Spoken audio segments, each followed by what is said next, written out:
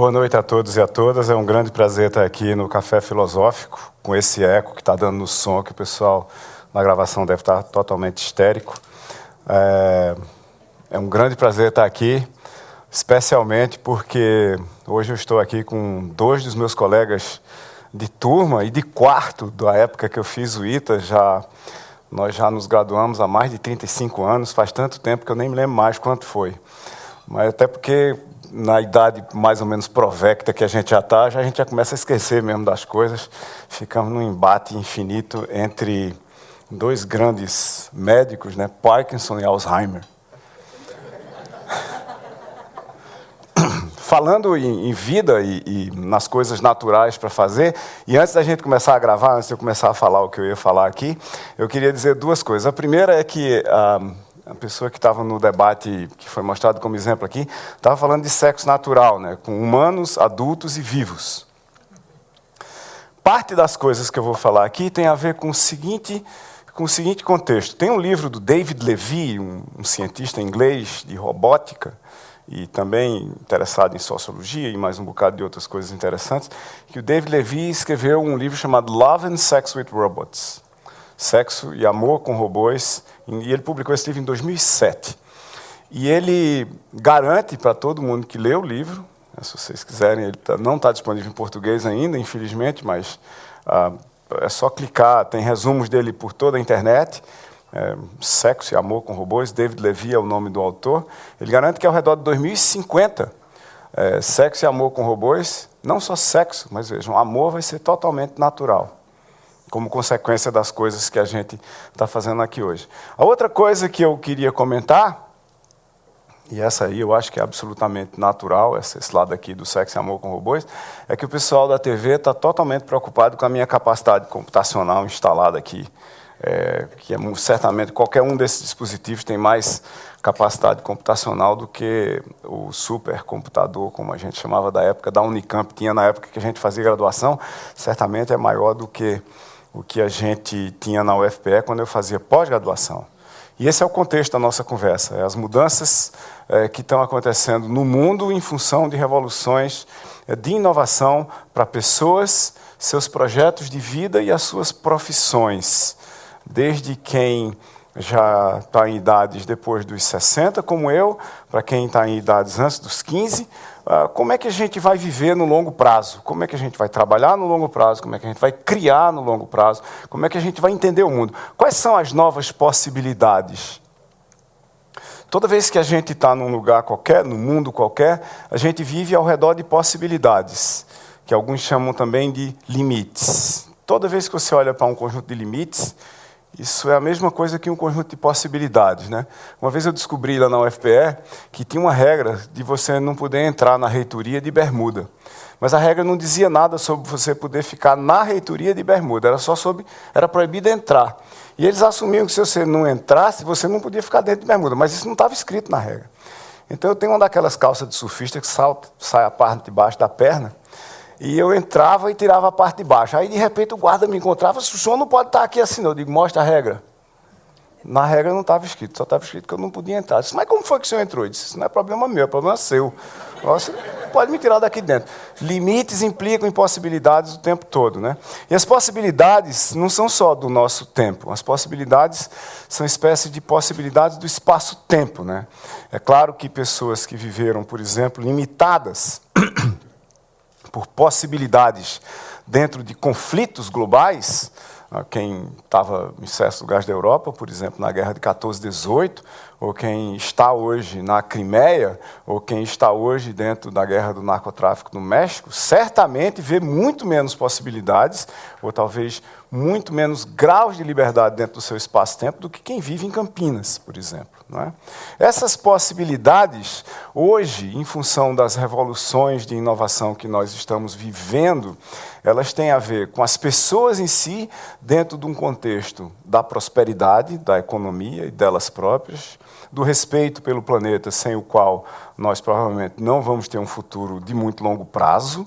Então, se a gente pensar no tal do um pouco maior prazo. Nós deveríamos estar preocupados com o contexto ao nosso redor e com a sustentabilidade dele, o que implica em entender o mundo além de nós, é um grau muito elevado de desprendimento, e principalmente com a coisa mais recente, combinada com a ideia de planeta, com a ideia de qual é a nossa presença no planeta. Tanto a presença una, física, como a presença conectada. Nós em rede, nós como multidão, nós como grupo, e que ações nós estamos fazendo que contaminam esse planeta inteiro. E todas as suas empresas, todas as suas pessoas, instituições, países e assim por diante. No meio disso, e eu estou falando em termos, como vocês estão vendo, de uma série de P's que tem a ver com pessoas e profissões, a gente tem que considerar, olhando para a carreira das pessoas e para as profissões que elas querem exercer, para as suas performances futuras, para a combinação de propósito, para que eu estou aqui, o que é que eu estou fazendo, proximidade, com quem que eu vou fazer, com quem que eu vou fazer, às vezes contra quem eu vou fazer, ou articulado com mais quem eu vou fazer, de protagonismo, qual é o meu papel nesse conjunto de pessoas articuladas para tentar fazer alguma coisa, e o que a nossa performance é e o que ela significa. Não é? Qual é a combinação dessas coisas todas. Pessoas, performances, proximidade e propósito não tem nada a ver, na minha opinião, por outro lado, com o passado. Não tem quase nada a ver com o passado. Para mim, o futuro vem do futuro. O futuro é trazido do futuro quase como se a gente encantasse uma ideia de como é que as coisas vão ser e que a gente de lá trouxesse essa ideia para cá. O Klaus Otto Scharmer, ele tem uma teoria chamada teoria U, né, que como é que a gente entende o mundo, percebendo os pequenos encantamentos das coisas que estão para acontecer. E transformando esses pequenos encantamentos em realidade, e a partir dessas pequenas realidades, construindo as infraestruturas para fazer o futuro realmente acontecer, que eu traduzo mais ou menos da seguinte forma. O futuro é um conjunto de escadarias que vem de lá mesmo, do futuro para o presente. E que a cada passo, a cada degrau da escadaria que a gente está no presente agora, a gente tem que reunir e articular forças, conhecimento, competências e energia para dar um salto para uma dessas possíveis escadas, dessas escadarias. Aquela para a qual a gente salta com energia suficiente, o batente que estava pendurado do futuro para o presente, ele se encanta, ele se torna real. E esse é o nosso próximo passo. O problema é que quando a gente chega lá, depois de correr todos os riscos de dar esses saltos, a gente continua contando a história linearmente. A gente não diz quem foi que se perdeu. A gente não diz quantas vezes a gente errou. A gente não diz quantas vezes a gente tentou. A gente não diz o que era que faltava fazer para ter dado certo. A gente simplesmente conta a história linear e aí todo mundo acha que ir para o futuro é trivial, que você pode fazer de uma forma simples. Mas não é. A segunda coisa, ou o segundo P que está fora dessa conversa de pessoas e propósito e profissões, é você planejar demais a sua vida. Se eu tivesse planejado demais a minha vida, eu hoje não estaria fazendo o que eu estou fazendo, e gosto muito de fazer, que é ser professor universitário. Porque no último dia de aula que nós tivemos no ITA, eu me lembro que a gente tomou um porre monumental chamado School's Out Forever, que era uma música do Alice Cooper, que estava muito em voga na época, né? Eu não me lembro do estado de vocês, porque eu não me lembro nem do meu. E eu jurei que eu nunca mais ia entrar numa sala de aula, esse era meu plano. Se eu tivesse sido fiel a esse plano, 3 meses depois de me formar, eu não estaria fazendo pós-graduação em informática e não teria continuado num doutorado, depois não teria entrado na universidade, não teria me tornado professor titular, não teria orientado mais de 150 teses de mestrado e doutorado de alunos de pós-graduação nos últimos 25 anos. Então, planejar muito o que é que você vai fazer do ponto de vista da sua profissão e do seu futuro é uma coisa que lhe leva a encruzilhadas difíceis de serem transpostas, quando não a becos sem saída reais que você não tem como escapar normalmente. E a última coisa que eu acho que está fora do contexto, além de passado, devido ao passado para o futuro, pela via do presente, né, e de planejamento, que está fora do contexto da gente efetivamente lidar com profissões e o futuro delas, é você ir atrás de poder, que é um perigosíssimo, né? Você trabalhar para ter poder, você se estruturar para ter poder, buscar o poder como fim e não como meio para, na maioria das vezes, mudar o mundo, né? Quando a gente olha para como o mundo funciona hoje, é cada vez mais fácil de ver que nós dependemos de proximidade, se não física, virtual, com outras pessoas, com outros agentes, com outras instituições, para realizar coisas. Nós não conseguimos mais fazer a maioria das coisas que a gente fazia no passado sozinho. O mundo está se tornando um mundo em rede. O Augusto de Franco vai falar sobre isso aqui sexta-feira. Isso vai ser uma conversa extremamente interessante, que vai interligar os indivíduos, os seus papéis, o seu protagonismo, com as redes nas quais nós vivemos cada vez mais intensamente, até porque elas invadiram as nossas vidas, né? Eu espero que nenhum de vocês tenha desligado seus smartphones, que alguns de vocês estejam fazendo um Vine para botar em algum lugar como resultado dessa nossa conversa aqui, porque as nossas performances estão cada vez mais interligadas. Faz sentido botar essas coisas no silencioso. 95% de todos os smartphones do Japão estão no silencioso, mas eles não estão desligados. Isso não acontece mais. Todo mundo está online. As nossas performances estão online. Mas não é porque elas estão online, pelo simples fato de elas estarem online, que elas acontecem. É porque nós precisamos efetivamente articulá-las de uma forma tal que um propósito comum a um grupo de pessoas façam essas performances acontecerem. Performances acontecem por causa de propósitos articulados em redes. E cada vez mais, performance vai significar resolver problemas. A única coisa que diferencia os humanos de talvez todos os outros animais é a gente sonhar com coisas diferentes, a gente querer coisas que não existem aqui agora. Isso implica normalmente em você entender o mundo de outras formas, em modelar o mundo de uma forma que ele não foi modelado ainda, em criar novos métodos, processos, tecnologias, artefatos, induzir novos comportamentos e mudar o mundo ao seu redor.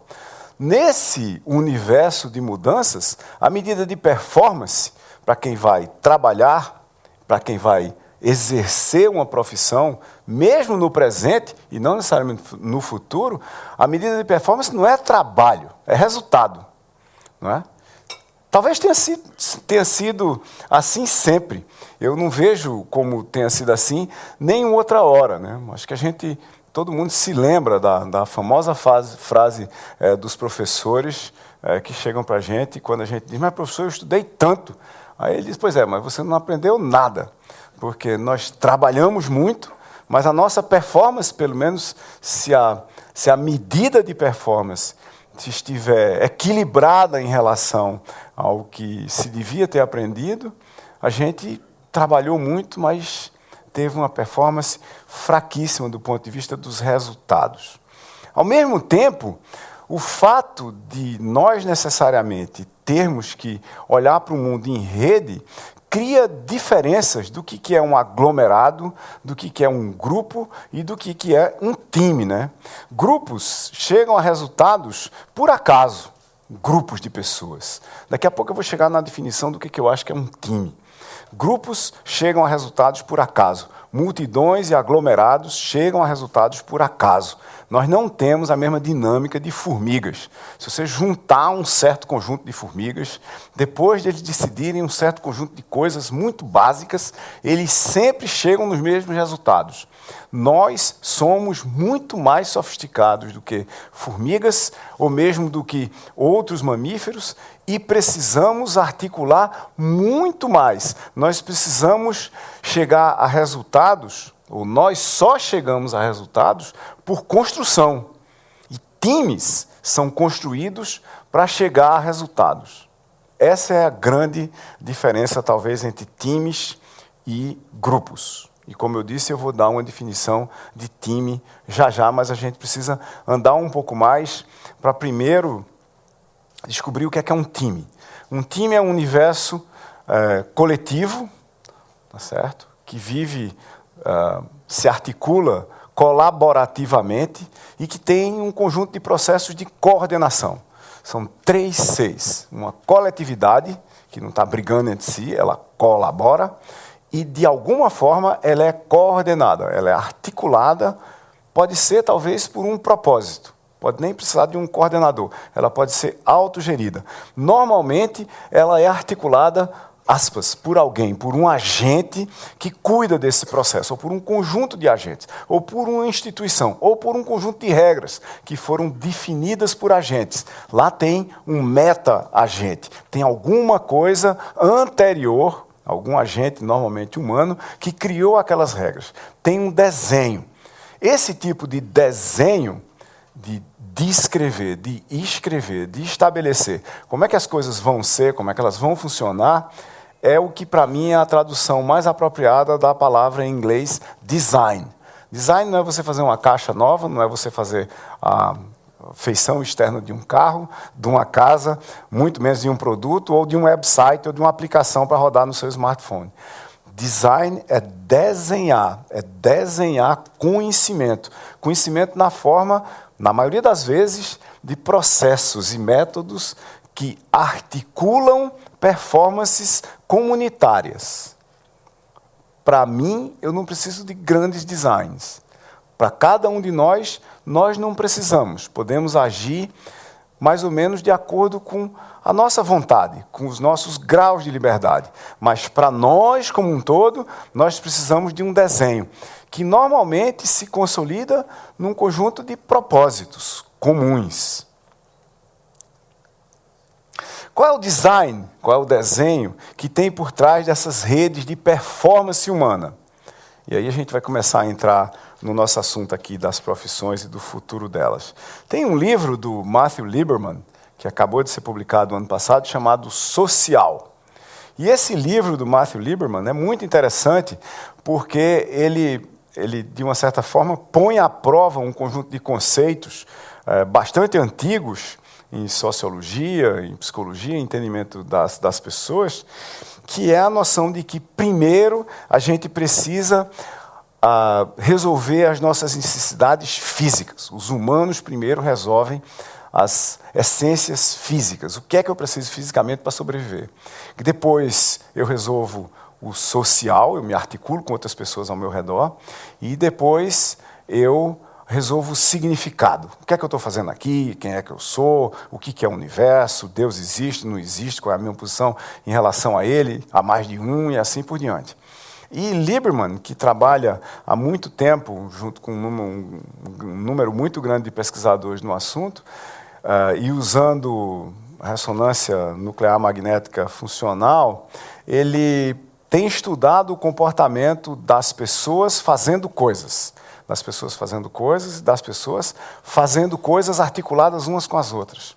E uma das descobertas extremamente interessantes desse conjunto de pesquisadores é uma tese sobre como é que a evolução humana, propriamente dita, ela, de mais de uma forma, se articula e tem uma correlação com a evolução de cada um dos humanos.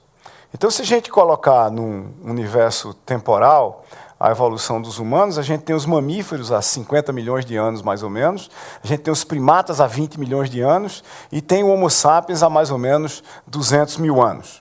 E de lá para cá a gente tem toda a nossa história.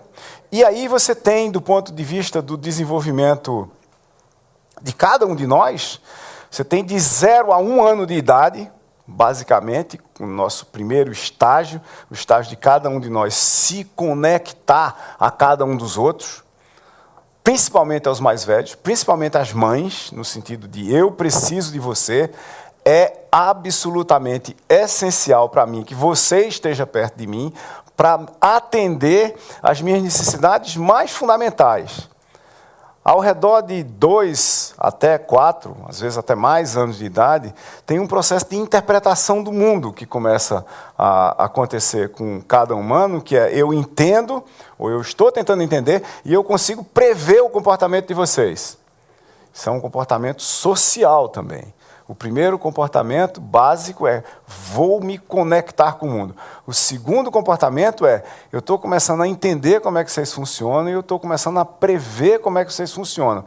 E, por fim, é um comportamento de eu me harmonizar com o grupo, de ser influenciado com esse grupo para poder influenciá-lo. A cada um dos estágios de desenvolvimento dos mamíferos, de mamíferos, primatas e humanos, em dezenas de milhões de anos, corresponde exatamente a mesma coisa do desenvolvimento de cada humano, do ponto de vista de conectar, interpretar e se harmonizar com o mundo ao seu redor. O que essa tese, no fim, quer dizer? Que no mundo real, nosso humano, sobrevivência básica depende de conexões. E se inverte uma pirâmide de como é que nós funcionamos, uma pirâmide de entendimento de como é que nós funcionamos, que é a pirâmide de Maslow, que diz basicamente aquela conversa que eu disse no começo, que a gente primeiro é físico, né? Eu primeiro tenho que resolver minhas necessidades de sobrevivência imediata, física, que depois eu tenho que resolver com quem que eu vivo, e depois eu vou procurar entender qual é a razão maior das coisas existirem. E a tese de Lieberman é que essa pirâmide de Maslow precisa ser invertida nos dois níveis mais fundamentais. Que primeiro que a gente resolve primeiro o social e que depois a gente resolve o físico, porque conseguiu resolver o social, e depois a gente resolve os significados. O livro de Lieberman, Social, não está traduzido ainda para o português, mas ele tem todos os dados dessa história, fazendo experimentos com todos os tipos de mamíferos, e é extremamente interessante. E lá tem um outro dado muito importante para a nossa discussão aqui, e para a gente entender ou não, né, ou entender por que eles não funcionam em certas horas, os processos que nos preparam para sermos profissionais. É que até 10 mil anos, usando os dados que a ciência tem hoje, cada um de nós tem cerca de 10 mil horas investidas em socialização, ou direta, tentando se conectar com os outros, ou indiretamente. Indiretamente, porque quando não está fazendo absolutamente nada, o cérebro entra no modo social. Tem testes que mostram hoje que se você entregar um problema para um humano qualquer resolver, na hora que ele parar de resolver esse problema, ele fica imaginando como é que outras pessoas resolveriam esse problema, o que o outro cara que não tem nada a ver com o problema está fazendo, o que uma pessoa que ele gosta ou não gosta está fazendo ou fez, quais são as consequências do que essa pessoa faz ou não vai ter para ele no futuro, ou vai ter para a comunidade da qual ele participa no futuro, e assim por diante. Então, o cérebro roda no modo social, e a rede neural de aprendizado, ou seja, os nossos neurônios que aprendem, ela tem uma articulação fundamental com a nossa rede social. Se a gente casa os dois sistemas, a gente provavelmente podia magnificar o que a gente vai aprender e como a gente vai aprender a usar o que a gente vai aprender de uma forma muito mais radical do que simplesmente aprendendo do ponto de vista cognitivo como a gente está acostumado. Tá certo? Se a gente fizer um mapeamento da inteligência, né, e hoje a gente pode quase que dizer que profissões igual a inteligência treinada sendo aplicada na prática para fazer alguma coisa, inteligência educada sendo aplicada no mercado, no universo ou fora do mercado, mercado aqui não significa necessariamente que você está sendo remunerado para isso, nós já sabemos há muito tempo que a inteligência não é uma coisa puramente cognitiva, no sentido de você aprender o que é uma integral dupla ou como é que você extrai uma raiz cúbica. Existe uma inteligência emocional, todos nós sabemos disso. Existe inteligência social, que normalmente a gente bota até como parte da inteligência emocional. Se a gente refinar isso, tem uma inteligência cognitiva, a inteligência da gente aprender e explicar o mundo, que é explícita, da gente aprender explicitamente como é que um gráfico funciona, como é que a gente muda o gráfico, se a gente mudar termos de uma equação, e tem o aprendizado implícito, de eu olhar para padrões e internamente, sem uma experiência cognitiva explícita, sem um aprendizado clássico, a gente podia dizer, a gente entender como é que aquela coisa dali é similar uma a outra, sem que a gente tenha que se preocupar com a formação do conhecimento determinístico, claro, na nossa frente. E tem a inteligência emocional, botando toda uma outra categoria aí, que junta a inteligência pessoal, nós com nós próprios, nós com os outros, nós do ponto de vista existencial. Tem a inteligência social, nós e o mundo ao redor, que inclui os processos de relacionamento com a natureza e com os outros animais. Esse processo pode ou não pode ser, dependendo de quem nós somos, antropocêntricos, ele pode ser centrado em nós, para nós, mas pode ser de nós para o mundo. E tem o que se chama da inteligência relacional, que inclui os processos de tomadas de decisão. Por que eu estou falando tudo isso aqui? Porque, do ponto de vista do que a gente devia ter que aprender para exercer alguma profissão no futuro, qualquer que fosse, e, obviamente, eu não sou especialista em todas as profissões e não vou correr o risco aqui de, olhando para o meu passado e para os passados que a gente tem à mão hoje, fazer planos para vocês de quais são as profissões interessantes para o futuro. É muito mais interessante a gente discutir quais são os traços de conhecimento, quais são os traços de usos, quais são os traços de participação, de presença, quais são os propósitos que vão criar as competências que vão nos tornar úteis para nós próprios no futuro como profissionais e funcionais dentro de sistemas que vão fazer com que nós entreguemos algum valor para a humanidade ao nosso redor. Não precisa, de novo, ser um valor remunerado. Pode ser amor em estado puro, por exemplo, sem nenhum retorno. Mas o que acontece, e como é que eu vejo o mundo, e a partir, inclusive, de um estudo recente, que foi publicado há poucos meses. Se a gente olhar, e esse estudo considerou um número muito grande, centenas de líderes de grandes negócios, tanto com fins lucrativos como sem fins lucrativos em todo o mundo, e a pergunta feita para esses líderes foi o seguinte: o que você tem, o que você aprendeu, quais foram as suas experiências, qual foi a sua formação, o que é diferente em você e nos outros caras, homens e mulheres que você conhece, que são líderes, que os faz líderes. E o primeiro lugar nas menções de todo mundo, tanto diretas como em comentários, como em avaliações, foi autoconhecimento. A primeira coisa que você precisa ter para ser um líder é saber quem você é. Que começa por saber o que você não é e o que você não vai conseguir ser. Tem grandes líderes que são péssimos gerentes. Ser um grande líder não significa que você vai conseguir gerenciar detalhes. Exemplo, Churchill. Péssimo de detalhes. Não é? O segundo traço fundamental dos grandes líderes, segundo eles próprios nesse estudo, é você ter uma bússola moral, nas palavras deles próprios. Você saber por que uma coisa está errada. Não porque ela está errada no seu negócio, na sua profissão. É porque ela está errada de acordo com um conjunto de preceitos e princípios éticos e morais e filosóficos do universo de possibilidades que você habita. Isso muda se você estiver no universo islâmico ou se você estiver no Ocidente. E entre o Ocidente, em partes dele. Então, o contexto é muito importante aqui. O terceiro ponto que faz os líderes, segundo eles próprios, é saber ouvir. É se conectar com a sua rede de pessoas e ouvi-las. O que elas pensam? O que elas dizem? O que elas não dizem e pensam? E não dizem porque é para você, que é o pretenso líder. A quarta coisa é, sabendo ouvir, persuadir pessoas. Convencer pessoas de que elas têm que fazer alguma coisa que elas não necessariamente querem, mas que você anteviu que pode ser feito. Às vezes, que as outras pessoas tratam como impossível. O quinto traço mais importante nesse estudo foi julgar e decidir. Chegar a um ponto onde você precisa olhar para as várias possibilidades, decidir por uma e, finalmente, sair para fazer essa uma. Tenacidade.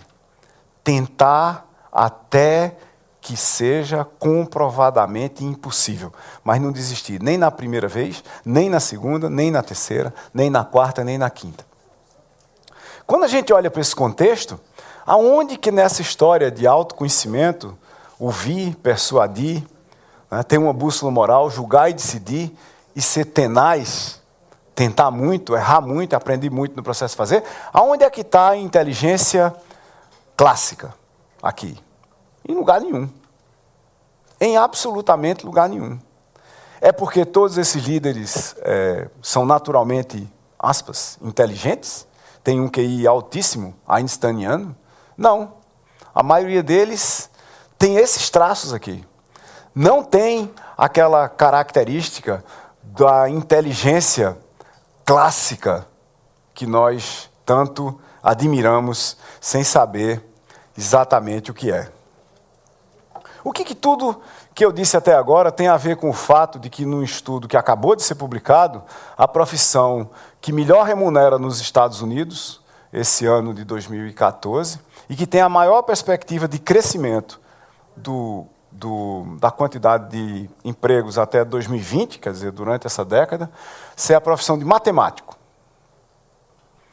Tá certo? Do fato, por exemplo, do 7º lugar ser a minha profissão, engenharia de software. 6º lugar, ser a minha profissão aqui, engenharia de software. Entre as mais pagas, as mais bem pagas, entre as que mais satisfazem e entre as que têm a melhor perspectiva de crescimento. Cerca de 25% daqui até o fim da década, do ponto de vista de quantidade e qualidade de empregos. Nada disso que eu disse até agora tem nada a ver com isso aqui. Porque isso aqui vem do passado. Nós precisamos de mais matemáticos para modelar o mundo. Nós precisamos de mais engenheiros de software para escrever o mundo, porque nós estamos vivendo uma revolução de inovação, uma revolução de inovações, desde a década de 50, que tem a ver com uma revolução de eletrônica, sobre a qual se construiu uma revolução de software, sobre a qual se construiu uma revolução de redes, em cima da qual nós estamos construindo sistemas em rede que rodam dentro dessas coisas aqui. Isso aqui é uma espécie de um browser, um instrumento da gente ver o mundo que não está rodando aqui. Você tirar ele da internet, ele tem muito pouca utilidade, além da gente jogar uns joguinhos bestas que a gente botou aqui dentro, cuja tabela do jogo, nós e todo mundo junto, e os pontos que a gente pode pegar com os outros, na realidade estão na rede. Tire da rede, perde 99% da utilidade. Se a gente olhar para, independentemente de qualquer um de vocês decidir que vai fazer, por exemplo, matemática, porque é a profissão mais bem paga dos Estados Unidos no momento, ou engenharia de software, que é a minha, ou engenharia mecânica, ou engenharia eletrônica, ou engenharia nuclear, ou medicina, que é uma das profissões que mais satisfaz no mundo inteiro. É muito raro você ver um médico abandonar a profissão, é muito raro você ver um professor abandonar uma profissão. Essas pessoas têm propósitos naturais, vamos dizer assim. Elas decidem que o papel delas no mundo é salvar vidas. É muito difícil você convencer alguém que se autopropôs salvar vidas, você chega lá e diz, rapaz, pare com isso, venha resolver equações matemáticas. Não é? É um absurdo. Por outro lado, você tem pessoas que se propuseram a retirar pessoas da ignorância, criar oportunidades de aprendizado para que as pessoas saibam mais. Ou você chega lá e diz, rapaz, não vai fazer esse negócio não, vem aqui desenhar jogos de computador. Não é razoável nem discutir isso. Não é? Mas como é que a gente usa essas competências todas que a gente discutiu aqui e, principalmente, como é que a gente as usa para aprender, que é o último P da minha conversa. Como é que a gente se prepara? Como é que pessoas que têm propósitos, que querem ser protagonistas em proximidade com outras pessoas, num planeta que precisa ser respeitado, independentemente da nossa presença. Como é que a gente se prepara? Aí é onde entram os processos de aprendizado e de cultura amplos e dispersos na sociedade, em todos os seus recantos. Toda vez que alguém me pergunta, depois de tanto tempo na universidade, eu estou na universidade, sou professor universitário há 36 anos, é uma vida inteira, e eu já ensinava antes, então eu sou professor há mais de 40 anos. Toda vez que alguém me pergunta qual é a melhor coisa que você tem para aprender agora, ou tem que aprender agora, eu normalmente respondo, principalmente depois que eu fiquei mais velho, qualquer uma, desde que você aprenda bem e goste disso. Seja lá o que for. Você aprenda a fazer pão francês. Mas aprenda mesmo. Entenda, por exemplo, a bioquímica do pão. Uma coisa é você fazer pão. A outra coisa é você entender a bioquímica dele. Se você entender a bioquímica do pão, você vai acabar entendendo a história do pão também. A história dos pães, e não só do pão francês. Se você resolver que o seu negócio vai ser projetar a bicicleta, comece por entender os materiais que estão lá. Para que eles vão ser usados? Por quem que eles vão ser usados? Em que contexto? E aí, se você aprender aquilo bem, qualquer que seja o aquilo, o que você aprendeu vai ser parte daquela escadaria de possíveis futuros para onde você vai se mexer. Porque se você aprender o pão do ponto de vista da bioquímica do pão, além, obviamente, do mercado do pão, dos fornecedores do pão, da cadeia de valor para trás, né, como a gente chama. Quem que fornece tudo o que você precisa para você fazer o melhor pão do mundo, pelo menos de acordo com a sua vizinhança. E para onde esse pão vai depois que sai de você? E o que acontece enquanto ele está com você?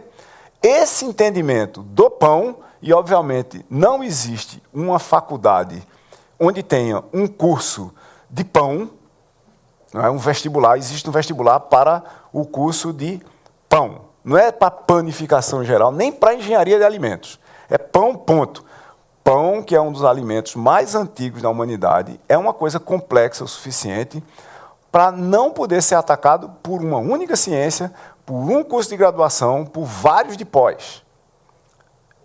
É um universo de conhecimentos articulados para sair aquele pãozinho francês da padaria no fim do dia. É quase uma mágica. Então, o que a gente devia aprender para ir para o futuro? Qualquer coisa, bem. De preferência, coisas que deixassem a gente, interpretar o mundo. O que é interpretar o mundo? Entender uma parte dele e modelar o mundo, de tal maneira que, a partir do modelo que a gente fez, a gente conseguisse intervir equilibradamente de volta lá. Tirante o equilibradamente, é isso que nós, engenheiros, estamos fazendo no mundo desde que a gente começou a tratar dessa bagaça, né? A gente olha, modela e intervém catastroficamente no mundo. Por exemplo, com combustíveis fósseis. Nós não vamos necessariamente para o inferno da humanidade, nem do planeta Terra, no curto prazo, mas se a gente não fizer alguma coisa para recuperar esse, aspas, catastroficamente, para equilibradamente, em algum prazo, onde a humanidade continue existindo, nós seremos culpados por não termos oferecido à humanidade, em conjunto com um grande número de outros atores, investidores, empresas de energia, de óleo, de gás, alternativas viáveis para gerar energia para muitas coisas, para aquecimento, para resfriamento, para mobilidade, para movimentação de fábricas, para um monte de coisa.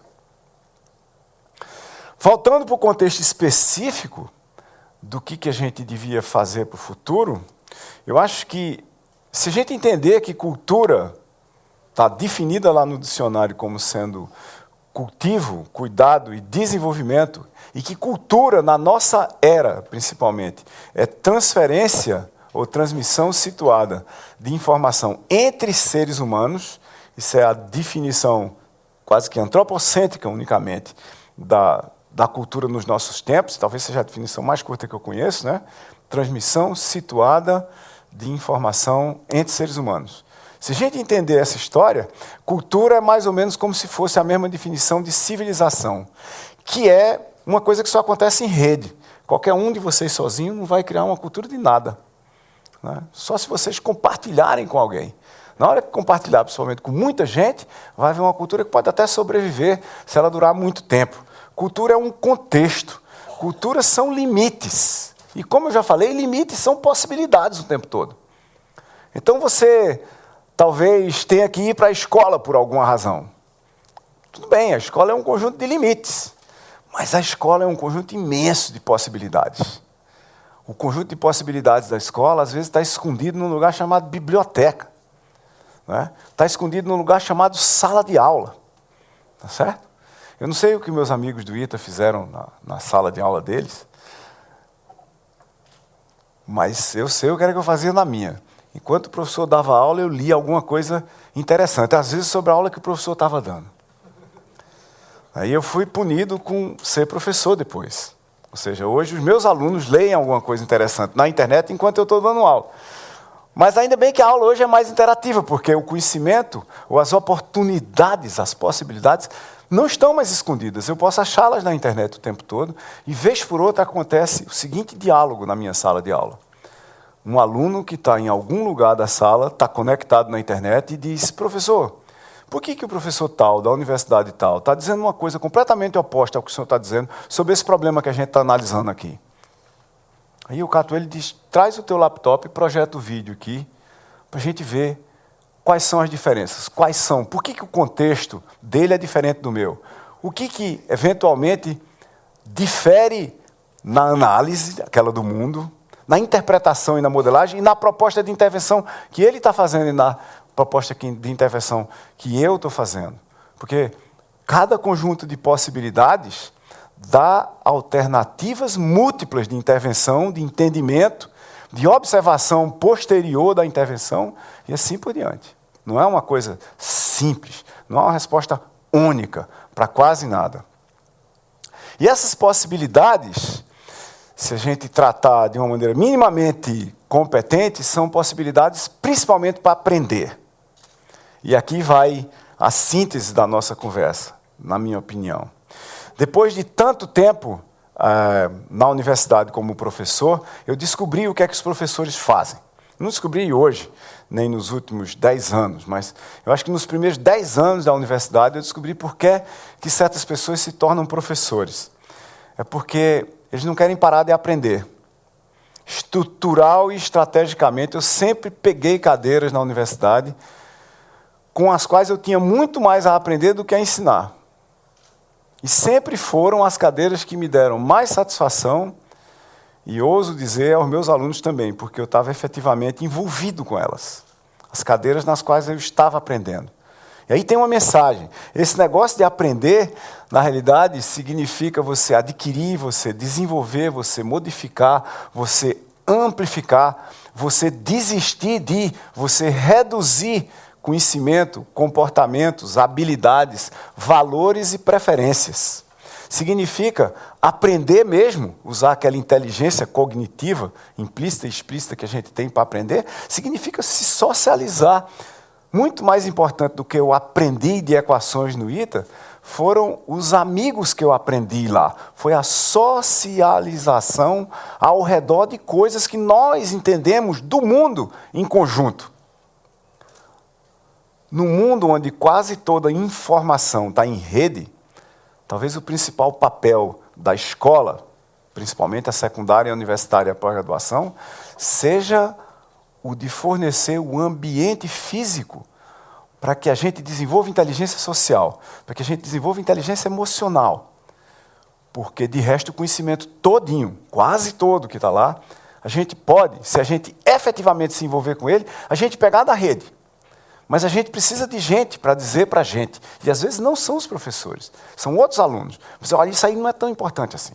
Isso aí não é nem importante e nem relevante. E essa é outra coisa que você está achando que você devia aprender, na realidade ela já não é mais interessante. Você tem que desaprender. E tem uma coisa que você está achando que é velho, que é novo, porque a gente achou um outro uso muito interessante para isso, e você tem que reaprender. Para mim, as profissões que fazem sentido no mundo onde o conhecimento se desenvolve, e o se desenvolve do conhecimento aqui, eu estou colocando independentemente, às vezes, de agentes humanos como nós. Tem sistemas, tem algoritmos, tem processadores de informação e de conhecimento hoje, que, independentemente de nós humanos estarmos agindo, eles estão gerando informação que pode ser transformada em conhecimento, que não passou por nenhum humano ainda. Que nós temos que entender aquele negócio todinho do zero. Independentemente do que nós estejamos pensando em fazer como trabalho, como profissão, eu acho que vão dar certo na sua própria medida, de quão relevante foi o trabalho que fizeram, foram as profissões que escolheram, no mundo onde o conhecimento está crescendo em velocidade exponencial, as pessoas que tratarem as suas profissões, quaisquer que sejam, como grandes oportunidades aceleradas de aprendizado na teoria e na prática, como processos de tentar, errar e aprender dinamicamente, no tempo dos acontecimentos. E tendo dito tudo isso, eu não disse para vocês quais são efetivamente as profissões do futuro, mas como é que a gente chega nelas. Obrigado. Boa noite.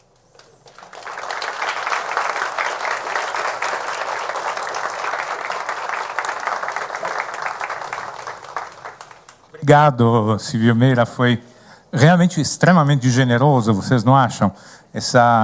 Digamos, esse panorama crítico, né, desse perfil, adorei. O autoconhecimento, em primeiro lugar, bússola moral e saber ouvir. Só esses três, né, já são revolucionários. Dão conta de um bocado de coisa. Então, vocês devem tem jovens aqui de escolas, então, temos a internet, tem pessoas que estão estudando ou no início do trabalho, mas vamos começar primeiro com a nossa curadora, a Viviane.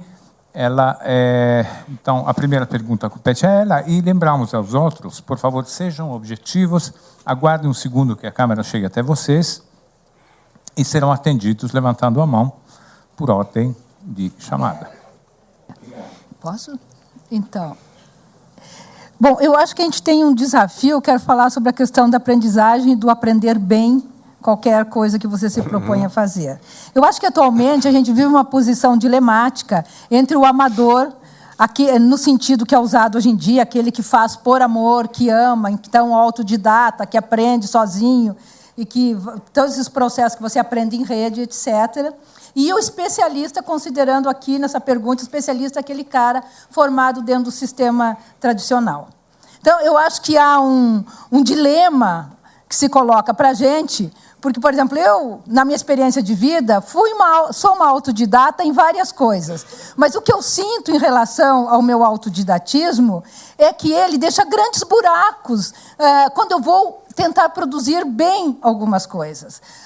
Esses buracos, muitas vezes, são gerados por eu não seguir um roteiro tão sistemático, tão organizado como eu poderia ter num processo formal de ensino, né? Mas, quando eu caio no processo formal de ensino, o fato de privilegiar o cognitivo me deixa desarmado com coisas que eu aprendo como amador. Então, como que você vê isso? Esse dilema existe ou é uma fantasia minha? Não, o dilema não existe só na amplitude que você está falando. Ele é muito mais dramático. Para você ter uma ideia, tem um estudo feito pela McKinsey, que também acaba de ser publicado, chamado Educação para Emprego, ou Educação para o Trabalho, considera globalmente, que diz basicamente que os únicos 2 países são, sei lá, todos os países da OECD e mais alguns considerados no estudo. Esse estudo diz basicamente que os únicos 2 países do mundo onde as universidades e as escolas técnicas estão preparadas para preparar as pessoas para o trabalho são a Inglaterra e a Alemanha. Em todos os outros países, a diferença entre o que as escolas acham, estou falando em escolas de nível médio para cima, o que as escolas acham que fazem para as pessoas do ponto de vista de preparar para a vida, para o trabalho imediato, para a pessoa ter um meio de vida a partir do que ela aprendeu, a diferença chega a alguma coisa da ordem de 28 a 30 pontos percentuais. Os 2 campeões da diferença são o México e, em segundo lugar, um honroso segundo lugar, o Brasil. Na distância entre o que a escola acha que fez para a pessoa trabalhar e o que o trabalho exige da pessoa. Não é? Quando você olha para isso, a gente é levado a uma espécie de um estado catatônico em relação à escola, né? Quer dizer, por que eu deveria ir para a escola se eu não vejo a escola me preparando nem para a vida, nem para o trabalho, nem para a teoria, nem para nada? Tem múltiplos erros de percepção nessa história. Eu acho que a escola formal, a escola que a gente podia chamar de estruturante, se ela realmente fosse estruturada, ela forneceria as bases do conhecimento. As bases do conhecimento, em qualquer contexto, são linguagens. São linguagens. A linguagem da expressão cultural de cada um, né? E as linguagens da interpretação e da intervenção no mundo. Se você tiver uma boa base, e isso vale para qualquer um, em qualquer área, inclusive para fazer pão, né? De entendimento de mundo, pela via de entender o que é que os outros estão falando, se expressar para o mundo, e uma base firme de matemática e lógica, você faz todo o resto. Eu não consigo ver por que as pessoas não fariam todo o resto. O problema é que nós nos perdemos em dizer o seguinte: as pessoas precisam sair do ensino fundamental sabendo filosofia. Não é? Aí você bate no próximo problema. Vamos aceitar como tese de que um aluno do fundamental maior tenha que aprender princípios de filosofia. Tá certo? Esse é o caso na escola brasileira no momento. Eu tenho um filho nessa idade. Então, na hora que você diz isso, aí você passa para o próximo problema. A gente tem professor de filosofia o suficiente para botar na escola do ensino fundamental. Tá? Aí o que os professores vão dar lá? Aí, quem foi X, quem foi Y e quem foi Z. Aí os meninos vão responder ali quem foi X, quem foi Y e quem foi Z. 6 meses depois, se você perguntar qual é a relação entre o conceito A de X e o conceito B de Y, ninguém sabe. O resultado, a escola não serve para nada, visto por essa ótica, né?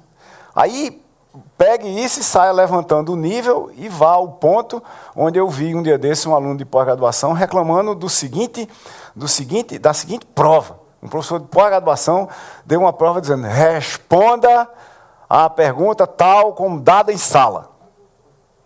Numa prova de pós-graduação. Isso é um anátema total, né? Na hora que você vai pegar um aluno de pós-graduação que devia estar procurando novas formas de perguntar como é que o mundo funciona, e em função das perguntas estabelecidas, descobrir novas respostas para perguntas que já foram respondidas de outras formas, respostas talvez mais eficazes, mais eficientes, menor custo, mais fáceis de serem entendidas e assim por diante, aí você mete uma prova de pós-graduação dizendo: responda como dado em sala. Isso é por quê exatamente? Porque você quer que os alunos sejam a sua audiência cativa? É bom lembrar que a escola não está em crise desde hoje, ou desde ontem, ou desde a internet. Vez por outra, alguns de nós, né, alguns dos professores, ou muitos talvez, acham que foi a internet que acabou com a escola. Mas Newton nunca teve ninguém na sala de aula dele. Ele era um pesquisador fantástico, um professor horrível. A gente tem que redefinir como é que a escola funciona. A escola funciona de uma maneira industrial, né? Você faz 2 passes de mágica. Você prende os alunos numa grade curricular, inclusive, em certos casos, na pós-graduação. Literalmente, o nome se chama grade curricular. E depois você tranca eles na sala de aula, fazendo chamada e dizendo que é para eles responderem uma pergunta na pós-graduação como dado em sala. Aí você quer que as pessoas aprendam o quê? Isso é a Universidade Pavlov, certo? Se você responder errado, eu lhe dou um choque. Não vai para lugar nenhum assim. Então, a gente precisa redefinir o que a gente vai fazer. Eu acho que tem perspectivas fantásticas para você, por exemplo, usar robôs para engajar os alunos do ensino fundamental e do médio. Tá certo? De você usar jogos, de você usar redes sociais. As pessoas não passam o tempo todo em redes sociais porque redes sociais apareceram agora, não. É porque nós somos sociais a princípio, como fundamento de vida. Quem descobriu como fazer e fazer bem redes sociais online, pura e simplesmente elevou para um nível abstrato as redes concretas que já existiam no mundo real antes. Então, essa dinâmica não é uma coisa nova. Nós precisamos reentender na escola, se vamos fazer uma escola fabril, uma escola taylorista, né, Taylor Ford, onde você vai botar as pessoas e vai passar seres humanos por dentro do moinho de elicitação e disseminação de conhecimento, vamos fazer isso bem feito, tá certo? Vamos fazer bem feito, vamos botar instrutor na sala de aula e vamos botar aulas magnas, dadas por professores que realmente sabem dar aula, eventualmente até ao vivo. Põe TV de 70 polegadas nas salas, é muito mais barato do que o custo que a gente tem das pessoas não terem professor. Grava tudo, põe na internet, bota as pessoas para interagir, põe um número gigantesco de monitores, põe sistemas inteligentes para fazer isso por trás. Dá para fazer isso hoje. A gente tem muita coisa que a gente aprendeu a fazer do ponto de vista de sistemas de promoção de aprendizado, sistemas de aprendizado diferenciais, sistemas de usar de gamificação dos processos de aprendizado, que dá para fazer coisas absolutamente fantásticas. Eu tenho, de novo, esse exemplo em casa, né? Só tem uma coisa que meu filho pediu até hoje para fazer na escola fora do horário de aula. Aliás, se depender, ele não vai nem para o horário de aula. E eu acho que, sob certos aspectos, eu espero que essa parte não vá para o ar, sob certos aspectos, eu acho até que ele está certo. Mas tem uma coisa que ele chegou em casa um dia, ele tinha 10 anos de idade, chegou em casa e disse, eu posso perder o almoço 2 dias por semana? Eu disse, por que perder o almoço 2 dias por semana? Eu disse, não, porque a única hora que tem aula de robótica é na hora do almoço do dia X e do dia Y. Eu posso não vir almoçar em casa? Claro que pode. Você tem uma criança pedindo para ficar na escola, o que você vai fazer? Você manda rezar uma novena, né? Agradecer a Deus. É a única forma de fazer. Agora, do jeito que está, você pega uma universidade, tem que dar aula de cálculo 1 para 2.000 novos alunos das áreas técnicas. Aí você divide em sala de 40 e bota 50 professores hora. Eventualmente, o mesmo professor dá várias cadeiras, é claro, né? Mas para ficar repetindo maçantemente a mesma aula que Leibniz dava, em 1600 e pouco, eu não sei não, tem alguma coisa profundamente errada com o sistema, não é com as pessoas.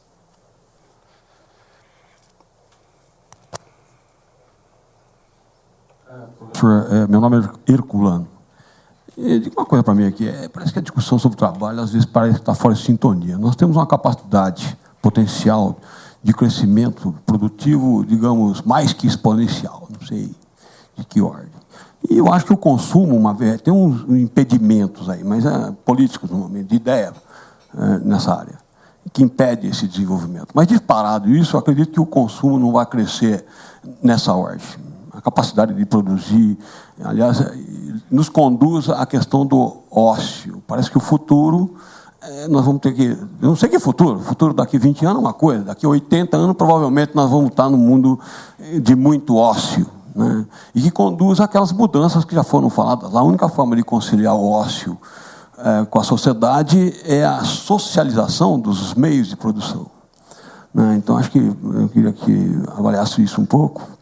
Agora, sobre a escola, me disse, eu gosto muito desse assunto, não seria melhor o indivíduo aprender na área de produção com quem faz? Por que a gente tem que simular tantos ambientes fabris, se eles existem aí em abundância para receber todo mundo? Foi um método tradicional, acompanhar o papai e a mamãe no mato lá e tal. Começando pela sua segunda pergunta, lá no César, que é uma instituição de inovação que eu ajudei a fundar em Recife, é o Centro de Estudos e Sistemas Estratégicos do Recife, tem uma pós-graduação em Engenharia de Software, cujo lema é Aprenda com quem faz. Todos os professores de todas as cadeiras, obrigatoriamente, têm que estar exercendo na prática o que estão ensinando. Eles podem ter o diploma que eles tiverem, mas eles têm que estar fazendo aquilo ali. Você não pode entrar para dar uma aula de uma coisa que você só conhece pela teoria. Isso é a resposta para a segunda pergunta. Sim, dá para fazer e sai muito bem feito, por sinal. A resposta à primeira pergunta é o seguinte: essa teoria geral do ócio, ela inclui um substrato que é o seguinte, é que nós vamos parar de evoluir. Não é? Que nós estamos satisfeitos do jeito que estamos e não precisamos fazer mais muita coisa. Então, como já tem muita coisa por aí e o estado geral do conhecimento da performance humana vai ficar como está, aí a gente vai entregar tudo para sistemas e nós vamos fazer mais nada. No sentido de, não é mais nada, nunca mais vamos fazer nada, vamos fazer mais nada. Né? Essa é a teoria geral do ócio. Eu acho que ela está totalmente errada. Tá certo? Se você olhar para o horizonte de onde a gente veio e jogar para frente, por exemplo, centenas de milhares de anos, tem muita coisa para fazer. Por exemplo, em centenas de milhões de anos, a gente tem que descobrir como sair da Terra. Tá certo? Mas tem que descobrir mesmo, não tem como. A gente vive ao redor de uma estrela que vai mudar completamente o comportamento dela nos próximos 200, 300, 500 milhões de anos. A estimativa é que daqui a 500 milhões de anos a temperatura da superfície da Terra não vai permitir água em estado líquido, só gasoso. Isso significa que vida, como a gente entende, não vai ter aqui. Então é melhor a gente se picar desse negócio aqui rápido. Tá certo? Rápido significa o quê? A gente deve ter negócio de 100 a 200 milhões de anos. Como é que a gente vai sair daqui em 100 a 200 milhões de anos? Tem muita coisa para fazer até lá. Não tem nenhuma tecnologia não tem nenhuma tecnologia, nem para a gente identificar no momento um lugar para a gente ir que a gente não tem um time lag de 500 mil anos-luz. Por exemplo, agora apareceu esse planeta que dizem que é o mais parecido com a Terra de todos os que já foram achados, tá certo? Ele fica a 500 mil anos-luz daqui, ou seja, a gente acabou de ver, mas a imagem que a gente tem dele é de 500 mil anos-luz atrás. Ele pode ter explodido. E a gente vai saber daqui a quem, a gente vai chegar lá e dizer, cadê a bagaça que estava aqui? Não tem nada. Então, o problema de sustentabilidade, o problema de sustentabilidade do planeta Terra está resolvido. Ele não é sustentável, ele vai ser engolido pelo Sol. Esse a gente pode virar a página, tá certo? A gente quer que ele seja sustentável agora, enquanto a gente está aqui. Agora, dentro de centenas de milhões de anos, a gente tem que sair daqui. E aí tem uma galera que está querendo descansar, está querendo fazer, né? Ócio? Não tem problema para a gente, se todo mundo que está reunido aqui, com todas as competências que nós temos hoje, e mais dezenas de milhões de anos para frente, se a gente trabalhar 24 horas por dia, a gente ainda tem uma chance muito alta, pelas minhas contas informais, muito maior de 90%, de que a gente vai perecer com esse planeta. E aí o pessoal quer descansar? Onde já se viu? Aqui está sujando o mundo ao trabalho. Não vamos fazer nada e vamos esperar o Sol engolfar a Terra. Eu não estou afim, que eu não gosto de calor. A temperatura aqui vai passar de milhões de graus, pô. Eu quero estar longe. Para isso a gente tem que... Eu sou de Taperoá, entendeu? O pessoal de Taperoá, Ariano Suassuna, é de lá também, e foi ele que inventou essa teoria. O pessoal de Taperoá é contra a morte. A gente discorda radicalmente da ideia de morrer. Aí todo mundo se acha imortal. Então a gente está trabalhando para evitar esse problema. Eu não quero estar aqui quando a Terra... Eu quero estar em outro lugar, e não quero necessariamente estar nesse lugar tendo passado para outra vida. Eu quero, nessa vida, resolver esse problema. É um mega problema. Por que eu estou falando isso? Tem um livro chamado Ciência no Ano 1.000.000, tá certo? Ciência no Ano 1.000.000. Esse livro é sobre perspectivas científicas em várias áreas, vai de astronomia e astrofísica até biologia e genética, e tudo entre os dois. Do que a gente deveria atingir, ou do que a gente devia saber em 1.000.000 de anos depois de ter um processo científico estabelecido na Terra. E hoje, a gente está absolutamente nos primórdios disso. Você tem uma ideia, 40% da população americana todinha acredita que veio um cara aí, bateu um martelo e a gente apareceu. Tá certo? Quarentinha. Nós não chegamos ainda no entendimento básico de assuntos científicos que deviam estar resolvidos há séculos. Porque eles só foram conhecidos por todo mundo há décadas. E por todo mundo, quando você diz todo mundo, você bota um subconjunto de pessoas que leu um livro depois de sair da universidade. A quantidade de pessoas no planeta que leu um livro sem ser obrigado a ler aquele livro é mínima. Se você está no planeta inteiro, é menos de 10%. Então, tem uma confusão muito grande para resolver. Não dá para descansar, não. Pelo menos os professores têm que trabalhar 24 horas por dia.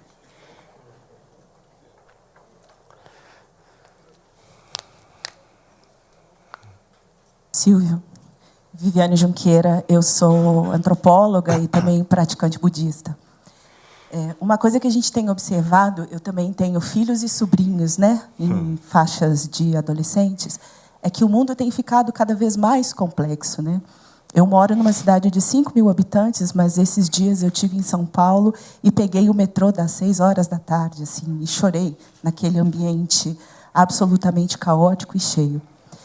E o que a gente tem observado é que, nesse mundo complexo, o que tem acontecido é que as relações humanas elas têm se degringolado cada vez mais, né? Tem acontecido um processo que a gente chama de degenerescência das relações. Em que medida essas novas profissões, essas novas dimensões de educação que envolvem tecnologias, abordagens tecnológicas, novas inovações, como é que elas podem pensar em construir, em trazer essa dimensão mais humana para aprimorar um pouco dessas relações e que a gente possa compreender melhor essa complexidade desse mundo? Olha, essa é uma excelente pergunta. Veja, e ela tem uma resposta direta vindo de alguém de tecnologia, né? A resposta direta vindo de tecnologia é assim: tecnologia não tem caráter. Ela não serve para nada em especial. É a velha história da faca, né? Você pode usar a faca para fazer sashimi, você pode fazer a faca para cortar legume, para matar pessoas. É a mesma tecnologia, faz a mesma coisa, a ação é a mesma, ela corta, perfura e assim por diante. Quando você olha para a tecnologia de informação, a gente tem um outro nível de sofisticação, que é o seguinte: enquanto a faca é só um instrumento que codifica informação, ela tem informação de corte, de força, está codificada na ferramenta, as tecnologias explicitamente de informação, por serem programáveis, ou seja, a base de eletrônica aceita um conjunto de regras em cima dela que muda a funcionalidade básica dela aqui embaixo, ela serve para a gente criar mundos virtuais. Né? Então, hardware mais software igual mundos virtuais. E que tipo de mundos virtuais? WhatsApp, tá certo? Está aqui. Passa o dedo aqui, está aqui. Já está aqui dentro. Está aqui o WhatsApp. Quem vive aqui dentro do WhatsApp? Todos os meus grupos de alunos, todos os meus colegas de trabalho, minha família todinha. Então, eu estou aqui, por exemplo, está aqui a minha mulher perguntando o que é que eu estou fazendo aqui agora, tá certo? Cadê? Já acabou? Então, mulher esperta. Então, o que acontece? Na hora que eu aceito esse tijolinho aqui, e um layer e um nível de software que vem em cima dele, de repente eu estou longe da minha família, mas estou perto da minha família. Minha filha tira uma foto, a que está no Rio, a que está em Recife tira outra. Aí minha mulher tira uma foto do meu filho e vai não sei o que lá. E tem outras pessoas que passam por um negócio. Daqui a pouco aparece minha mãe aqui, aparece meu pai. Eu crio esse longe perto. Eu vou para mais perto das pessoas. Essa mesma tecnologia, voltando para aquele negócio de caráter, eu vou mudar um pouquinho agora, para ela também não ter propósito específico, ela também serve para isolar. Eu entro no metrô que você estava lá no caos, eu clico aqui, entro em Candy Crush, e se o mundo se acabar, enquanto eu estiver jogando Candy Crush, pouco importa, eu estava jogando Candy Crush, eu imagino que vai ter pessoas assim, o cara diz, vai explodir, o cara diz, estou no nível 72, espera aí. Né? E já que vai explodir mesmo, o que é que ele vai fazer? Tá certo? Então tem uma dinâmica associada à tecnologia, que é a dinâmica dela própria depois que a gente entrega para as pessoas usarem. Ao mesmo tempo, veja, tecnologia é quase o que define a humanidade. Quase define a humanidade. Desde que a gente dominou o fogo, a gente pegou a tecnologia para, vou aquecer, vou queimar, vou torrar, vou espantar com fogo, né? De lá para cá, o que a gente vem fazendo? A gente vem mudando como é que a tecnologia modifica o mundo, como é que nos afeta e como é que, por exemplo, quer ver uma coisa interessante? Eu e você vemos. Tecnologia purinha. Por causa desse negócio aqui, muita gente foi posta na fogueira. Isso aqui é uma tecnologia básica, nesse formato que está aqui, do século XIII. Tá certo? Está sendo usado aqui, basicamente, do mesmo jeito. É a mesma tecnologia. Tem, simplesmente, 800 e poucos anos. E algumas delas vão continuar aqui durante muito tempo. Agora, imagine o seguinte, vamos fazer a seguinte simulação.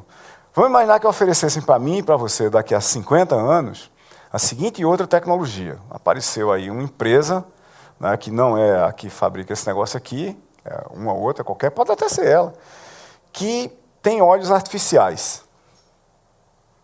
Certo? Você é míope de quantos graus? Mas você usa óculos por quê? Porque acha legal. Não, imagine que eu tenho uma pessoa míope aqui, tem vários míopes aqui. Eu tenho 13 graus nesse olho aqui, certo? Tá certo? Eu tenho 13 graus aqui. Aí se você chegasse e dissesse, aqui, tem um olho artificial aqui que você pode trocar e botar no seu. A gente descobriu como é que a gente funde esse olho artificial, e ele é sustentável, ele pega a energia do corpo, e o problema atual, eu acho que o maior problema do olho artificial vai ser como é que você funde ele, e nós estamos quase chegando lá com nervo óptico, tá certo? Aí se alguém chegasse para mim agora e dissesse, cara, tem um aqui, você quer pilotar esse olho, eu ia ficar olhando para ele assim e dizer, não, cara, eu tenho 13 graus de miopia, quando eu tiro o óculos eu não vejo nada, mas esse olho aí, sei não, pô. Aí ele ia dizer para mim, rapaz, mas esse negócio tem visão infravermelho, ultravioleta e está conectado à internet. Pronto, eu já ia tirar meu olho na mesma hora. Veja que o problema é a oferta. Se o cara for me dar um negócio muito pior do que eu tenho, do ponto de vista da combinação de benefícios e custos, isso é que é tecnologia o tempo todo, né? Combinação de benefícios e custos. Tem muita gente, você mora numa cidade bem pequena, você falou, tem muita gente que diz, eu acho São Paulo o fim do mundo. Aí, de repente, eu pergunto, tu estava onde? Disse, não, eu estava em São Paulo. Disse, por quê? Disse, tem a melhor seleção de restaurante do Brasil. o aglomerado que São Paulo cria as condições econômicas e sociais para a existência de coisas que só tem em São Paulo. Então, benefícios versus custos. Para a tecnologia é a mesma coisa.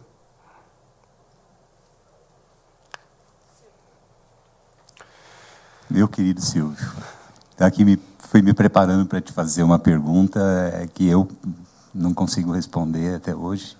Também tenho 36 anos de professor, né?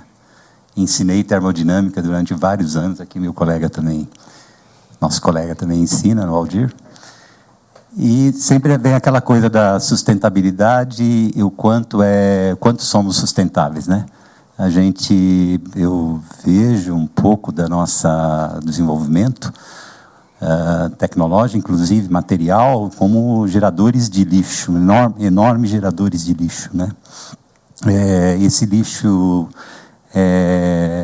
eu me surpreendi aí nas suas profissões, né, que não aparecem regeneradores ou alguma coisa do tipo que pudesse trabalhar nessa área de regenerar, de fazer processos sustentáveis, né?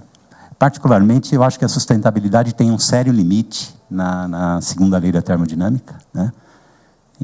O mundo é irreversível. Mas isso não quer dizer que a gente não deva, ou que a gente deva ser perdulário, ou seja, desperdiçar ou esbanjar, né?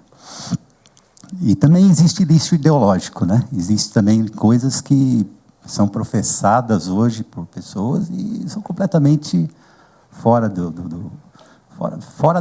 da modernidade, eu acho. Não vejo sentido mais professar algumas ideias hoje que são, ou ideologias, né, que por serem tão amarradas, elas impedem de olhar para o futuro com esperança e com fé, né?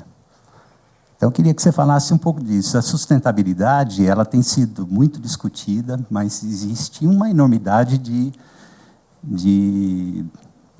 lixo sendo gerado e de coisas sendo descartadas e não sendo reaproveitadas. Eu queria que você falasse um pouco sobre isso. Por que nas profissões que você citou não existe gente que está enfocando esse problema da sustentabilidade com mais vigor? Por que será que isso não ficou ainda um assunto econômico suficientemente importante? Qual é? Eu acho que você tem absoluta razão, por princípio, né? O mundo é irreversível mesmo, nós não temos jeito. Aliás, ele é terminal também, né? Quer dizer, o Sol vai se expandir para cima da gente, ele é também terminal. Mas, veja, nós estamos vivendo uma série de ondas de inovação que você consegue identificar mais ou menos ali desde os grandes descobrimentos, né? Essas ondas de inovação, as 3 últimas dramáticas, são a de eletrônica, a de software em rede e a onda de sistemas em rede. Essa onda de sistemas em rede, ela devia ter um componente de entendimento conectado de mundo, de como é que o ecossistema global inteiro funciona, que deveria gerar também um conjunto de tentativas, no mínimo, de fazer com que esse mundo degenerasse mais devagar. É sobre isso que a gente está falando aqui. A sustentabilidade é como é que a gente diminui radicalmente a velocidade da degeneração. Antes de eu chegar nisso, uma vez eu estava num debate que não tinha nada a ver com a minha área, que na época era só computação pura mesmo. Aí um professor inseriu no meio do debate, para provocar todo mundo, a seguinte pergunta: será que a gente tinha chegado no estado que a gente já chegou, e o ano era 1990 e pouco, quer dizer, não fazia muita diferença em relação a onde a gente está agora, se não houvesse na Terra combustíveis fósseis? Essa era a pergunta que ele fez, tá certo? E eu sempre fui muito mais para o lado de sustentabilidade do que para qualquer outra coisa, e eu disse na mesma hora, claro, e defendi radicalmente essa posição, fui quase que apedrejado por todo mundo. Aí, depois de muito tempo, eu comecei a pensar, disse, rapaz, e se a única forma mesmo de gerar energia fosse eólica? Que a gente tivesse aqui, o sol fosse fraco, não sei o que lá, a gente tivesse uma fonte de esquentar, não sei o que. Quanto tempo a mais a gente teria levado para desenvolver energia eólica continuamente disponível para a gente fazer o que a gente está fazendo? E é óbvio que teria levado talvez milhares de anos a mais, não é? Porque você teria que desenvolver muito mais tecnologia. Na base, se eu tiver combustível fóssil, eu queimo embaixo e acontece um bocado de coisas espetaculares, tá certo? Na escala que a gente tem. O que eu acho que prende a gente é que essa história do combustível fóssil, principalmente do petróleo, e tem um estudo, um conjunto de estudos globais muito interessantes sobre isso, que a gente podia citar durante muito tempo, é que você tem uma interação importantíssima e talvez dificílima de ser contida entre a economia e a política. A política chega e diz, nós precisamos mudar isso. Desse jeito não dá para continuar. Mas quem está sustentando a política é um lado da economia que é o isso, que a política, certas horas, quer mudar. Então, você vota nos caras que disseram que vão mudar aquilo, mas quando eles chegam lá, eles descobrem que eles são sustentados pela coisa que eles querem mudar. Aí você fica parado, né, nessa situação, até que, eu acho, você atinge certos limiares. Por exemplo, a diminuição do custo por quilowatt-hora gerado eletricamente e eolicamente no mundo, do jeito que vem caindo, vai mudar para muitos países que dependem hoje intrinsecamente de óleo e de gás, vai mudar a matriz energética deles de uma forma significativa. Isso vai diminuir muito o poder e o poderio econômico de lobby do pessoal de energias fósseis. E o sistema é todo articulado. Não é porque você e Valdir e outros provam um teorema dizendo que era melhor usar assim, que todo mundo, entende, 2, que esse entendimento vai levar à mudança da matriz energética, porque ela é econômica e porque lá atrás ela é política. É tudo interligado. Se a gente não tentar entender o mundo como realmente em rede, e não é a nossa rede que manda nele, não é? Porque, vez por outra, você tem um cara que diz, nós estamos todos em rede aqui, agora, quando eu assumir, eu vou tocar a bagaça com as minhas ideias. Como assim? Se está todo mundo em rede, quando a gente estiver no lugar que a gente articula e coordena, no lugar onde está, aspas, o poder de formar as redes, o poder de articular novas redes, a gente devia articular a rede com todo mundo. Porque senão é aquela história, quer dizer, eu vou usar a rede só para pegar o poder. Depois que ele for meu, eu vou fazer o que eu quiser. Não adianta. A gente tem vivido um conjunto de experiências muito ruins, eu acho, do ponto de vista de como é que a economia interage com a política e, principalmente, com o sistema de democracia representativa globalmente, né? John Stuart Mill, em 1800 e porrada, quando ele escreveu o famoso livro dele sobre o assunto, disse que a democracia representativa não era o melhor sistema, mas era o único que era viável à época, porque você não conseguia voltar para o assembleísmo da República Grega, né, ou romana, e você fazer com que os cidadãos todos se reunissem para tomar decisão. Tinha muita gente para tomar decisão. Você, aspas, abriu o espectro de quem tomava a decisão, e aí você não pode mais juntar todo mundo. Hoje você já pode, aí a gente volta para a tecnologia e para, por exemplo, redes sociais. Mas nós não dominamos nem as tecnologias, nem os métodos, nem os processos de formação de consenso. Tá certo? E se você pensar bem, determinados mecanismos que parecem óbvios de formação de consenso, eles não são bons na prática, eles são piores do que os que a gente tem hoje. Pegue, por exemplo, certos crimes hediondos que têm acontecido no Brasil recentemente e têm povoado todas as telas, seja de computador, smartphone ou televisão, e, ao mesmo tempo, bota um plebiscito na internet perguntando se as pessoas são contra ou a favor da pena de morte. Dá 75% no mínimo a favor na mesma hora. Inclusive já mandando matar certos caras. Não? E o primeiro cara da fila é fulano, sem julgamento. Não é? Então, não é assim. Pode ser que democracia representativa tenha que continuar existindo como um buffer para a gente não acelerar determinados processos, porque senão a gente volta quase para a selvageria básica. Quer dizer, aconteceu alguma coisa. Muito bem, até todo mundo tem 2 horas, todo mundo tem um smartphone, tem 262 milhões de chips celulares no Brasil, 102 milhões de smartphones. Bota mais 10 anos, todo mundo vai ter um, inclusive todo mundo acima de 99 anos de idade, todo mundo abaixo de 1 ano de idade tem um. Aí você bota aqui, aparece na tela do cara aqui, atenção, vote sim ou não para se fulano deve ou não ser enforcado agora.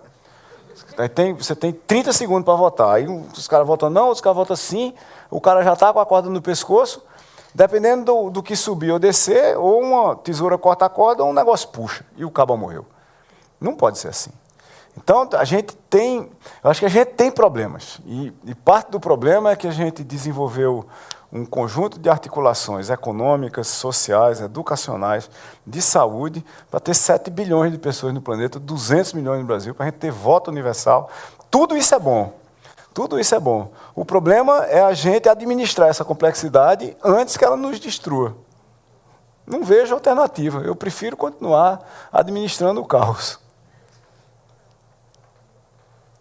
Aliás, uma profissão extremamente interessante para o futuro, qualquer futuro, é bom político. Seja lá o que isso for, a definição varia, mas essas mediações, não é? Saber mediar isso, saber entender, ouvir, não é? Saber ouvir, ter uma bússola moral. Veja as características dos líderes, né? Saber ouvir, saber o que não é e o que é, autoconhecimento. Ter uma bússola moral, saber ouvir, saber articular, julgar, decidir e olhar para os projetos no longo prazo, olhar para as coisas que tem que ser feitas no longo prazo, não no mandato do cara. Não precisa fazer porque o meu mandato é de 4 anos. Precisa fazer porque tem que ser feito. A gente não tem tido muita gente capaz de fazer isso, né? Boa noite. Boa noite. Pensando nisso tudo, eu não sei se eu vou conseguir colocar a pergunta, todas essas questões são bastante complexas. Pensando como professor, como o senhor vê, como motivar os alunos para que eles se formem de uma forma mais humanista, inclusive pela questão do custo-benefício que leva a questão da tecnologia a uma sociedade muito mais egoísta. Então, como formar alunos mais humanistas? Olhe, veja bem, vamos separar as perguntas aqui. Você está dizendo o seguinte, que a tecnologia... está dizendo que você tem uma tese que é a seguinte, a tecnologia faz com que as pessoas sejam mais egoístas, não é isso? Essa é a tese. Eu discordo da tese. Não necessariamente. Não necessariamente, tá certo. Não necessariamente. Mas vamos assumir que haja um potencial... Considerando também que os recursos naturais são cada vez mais escassos. Sim, e que há necessidades de ter responsabilidades socioambientais, etc. Então, assim, como formar alunos, né, formar futuros profissionais mais responsáveis, não só do ponto de vista pessoal, tá, né, mas global, humanitário. Global, mesmo, isso, tá, humanitário, nesse sentido, de sustentabilidade da própria profissão dele. Olha, né, da própria sustentabilidade dele como profissional e como pessoa. Eu não tenho muito parâmetro para dizer o que eu vou dizer, não. Mas olhando para a minha experiência, é o seguinte, tem uma cura básica para você se transformar numa pessoa mais humanitária, mais humanista, que tenha um entendimento maior de quem não é igual a você. Na realidade, entender melhor o mundo significa respeitar quem não é igual a você, seja coisas, pessoas, animais e qualquer coisa. Esse é um processo de redução de ignorância. Quando a gente não respeita o mundo ao nosso redor, é porque a gente é ignorante mesmo. Mas quando você chega assim e diz, eu vou destruir essa floresta aqui, porque eu vou pegar a madeira todinha para fazer móvel, é porque você ignora as consequências dos seus atos no curto, médio e longo prazo. E parte dessa ignorância é um conjunto de incentivos econômicos, pecuniários, para você, diretamente, para você destruir aquele negócio lá, combinado com a irresponsabilidade social de não agir para conter aquele negócio enquanto ele está acontecendo. Você vê depois no mapa do INPE que foram devastadas mais centenas de milhares de quilômetros quadrados de floresta, e que eu vi um argumento um dia desse. Veja, a gente acabou de achar hoje, no Brasil, ou ontem, um avião que estava perdido numa floresta do Pará há um mês, né? Aí você sabe qual foi o argumento que eu vi? Eu estava com muita gente numa mesa e eu não tive coragem de desfiar uma catilinária inteira, mas o argumento que eu vi foi o seguinte, Esses caras ficam dizendo que estão devastando as florestas do Brasil. Ora, o Brasil ainda tem floresta para passar um avião, um mês perdido na floresta, sem ninguém achar. Por que tem tanta floresta assim? Se não tivesse a floresta, no instante tinha achado um avião. Veja o raciocínio. Né? Então, aí você diz, bom, aí você vai discutir com um cara desse, aí você tem que partir do princípio seguinte, eu discuto ou não discuto com esse cara? Tá certo? Não, né? Porque você está discutindo com um ignorante, uma pessoa que ignora completamente qual é o contexto. Agora, é importante a gente criar a capacidade de, debater sem brigar, né? E ser oposto sem ser inimigo também, que é uma coisa que, de novo, depende de você perder a ignorância, de você aceitar os outros. Talvez a maior dificuldade que a gente tem, e a história da olhando para essa história que eu estou falando aqui, se você tem uma profissão no futuro que é sustentável, é porque você é um líder, nem que seja um líder de si mesmo, né, tem a ver com aquela história de saber ouvir. Você está fazendo um negócio aqui, fazendo, alguém chega, rapaz, não é assim não. Aí você olha, quem é que está dizendo? É o office boy. Aí você fala, o cara é office boy, eu sou PhD em computação, vou continuar fazendo do jeito que eu estou fazendo. Mas ele já viu 2 PhD em computação serem demitidos fazendo daquele jeito. Ele não sabe fazer, ele só sabe que não é daquele jeito, entendeu? Isso é uma inteligência monumental. E eu vou e desconto o cara. Não pode ser assim. Então o mundo é feito por gente de todos os vieses e matizes. E tem gente que a gente não pode controlar, né? Não é o fato, aqui olhando, por exemplo, para budismo, que eu também sou, né? Não é o fato do Dalai Lama e toda a galera do Tibete serem do bem que evita que a China invada. Aí você vai fazer o quê? Não são razoáveis. Aí você vai ter que decidir uma coisa gravíssima no ponto, que é o seguinte, eu vou desistir da minha posição de não violência e não agressão, ou eu vou desterritorializar o meu universo, tá certo?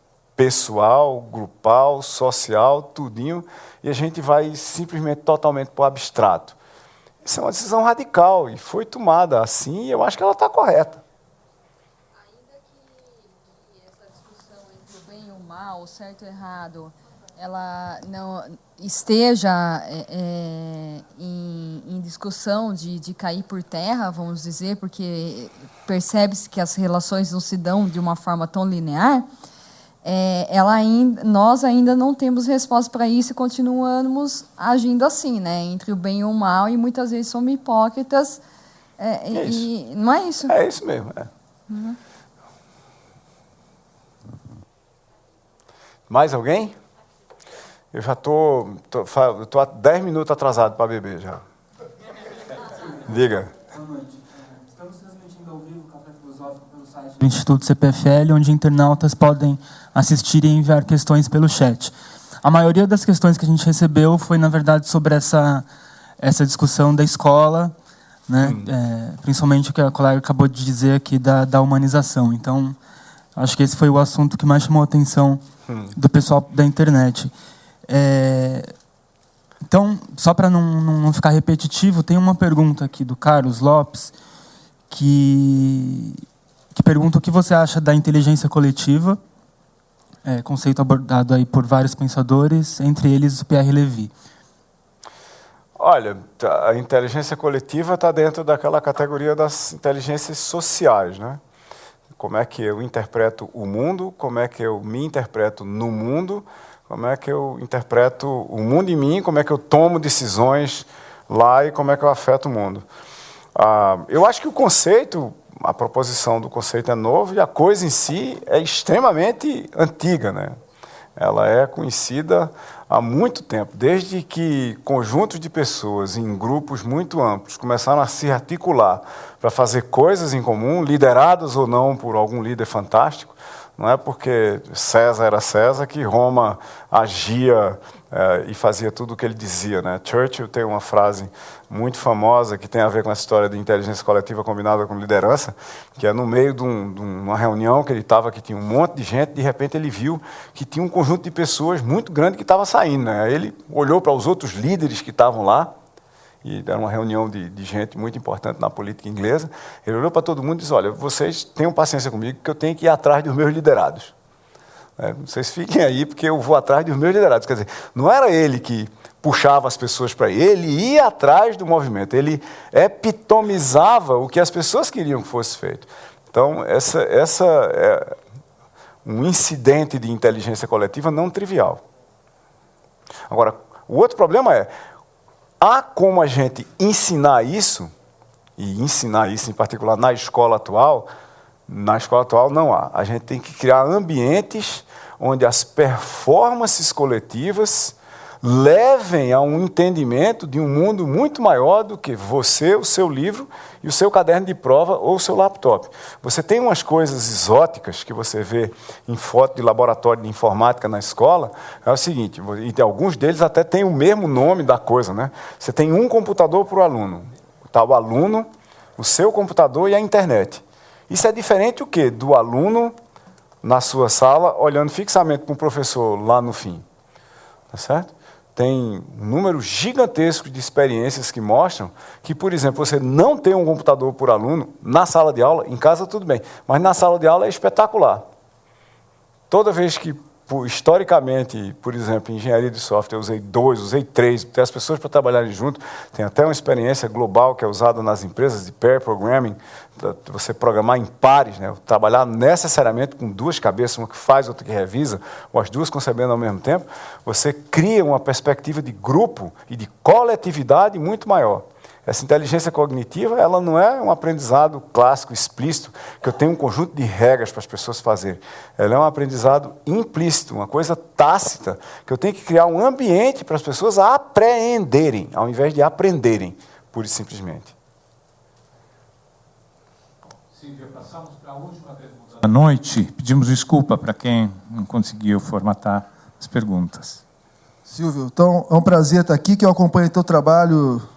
Assim, eu sei que você vive, o que está falando, você vivencia isso com louvor, né? Porque o César é hoje um ícone, né, de inovação, empreendedorismo, e o ecossistema lá é muito mais pobre, em tese, do que aqui a nossa região, isso, com tantas universidades e condições. No entanto, lá hoje é uma referência de empreendedorismo, de inovação. E essa ponte que você faz entre, vamos dizer, tecnologia e inovação, empreendedorismo e economia criativa. Esse é o ponto que eu estava querendo que você falasse um pouco sobre a respeito da economia criativa, que eu carrego essa bandeira como uma tese, né, como uma causa. Se você puder falar alguma coisa a respeito desse assunto, eu agradeço muito. Tá, legal, obrigado pela pergunta, muito massa. E eu acho que uma coisa que casa de volta com a gente voltar para falar de profissões desde o começo é o seguinte, tem um pôster grandão, desses que se bota em sala de trabalho, que tem uma pessoa que está lá na frente de um computador qualquer revisando um texto. E esse pôster diz o seguinte, se você está absolutamente tranquilo e sabe tudo sobre o trabalho que você está fazendo, você, muito em breve, será substituído por um robô. Ponto. Certo? Isso tem uma outra forma de dizer, ligando com a história da economia criativa, que é a seguinte, se o seu trabalho não é criativo agora, você será irrelevante muito em breve. E isso tem a ver com outra coisa, que é o seguinte, se o seu trabalho não é sistematicamente resolver novos problemas, que é a coisa para a qual os humanos são educados, nós não somos educados para ficar repetindo a mesma coisa ad eterno, porque isso cria padrões de comportamento únicos no cérebro e faz com que a gente pare de aprender. Se eu não for educado se eu não usar a minha educação, que é para resolver novos problemas, para efetivamente procurar e resolver esses novos problemas, eu vou eventualmente me tornar completamente irrelevante, porque aqueles problemas que eu sei resolver, eles vão ser codificados como parte do ambiente, da inteligência ambiental, dessa que a gente codifica como métodos e processos, e eles vão desaparecer. Tem um trabalho extremamente interessante de Frey e Osborne, publicado em setembro, outubro do ano passado nos Estados Unidos, onde eles analisam a tabela de profissões registradas nos Estados Unidos. São 700 e tantas profissões.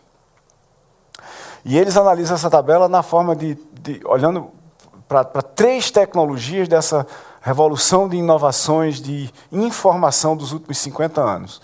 Uma é a existência de grandes volumes de dados sobre o comportamento de seres humanos fazendo coisas, certo? Tudo quando você diz, olha, você ligou para cá e eu vou gravar você, tá certo?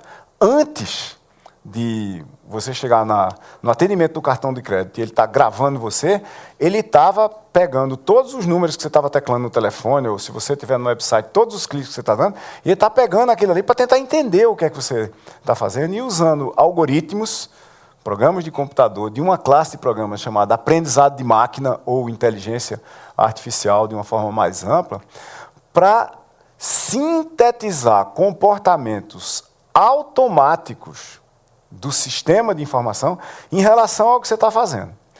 Bom, muito bem. Pega essas duas coisas só para usar para um exemplo aqui. Se a internet da sua casa cair e você ligar para alguns provedores, e o meu funciona exatamente assim, você liga para lá, para o número de 0800 dele, aí ele já volta uma voz dizendo o seguinte, você é o número tal, você deve ser o fulano de tal, e se você está ligando para a gente porque a sua internet caiu, a gente já sabe.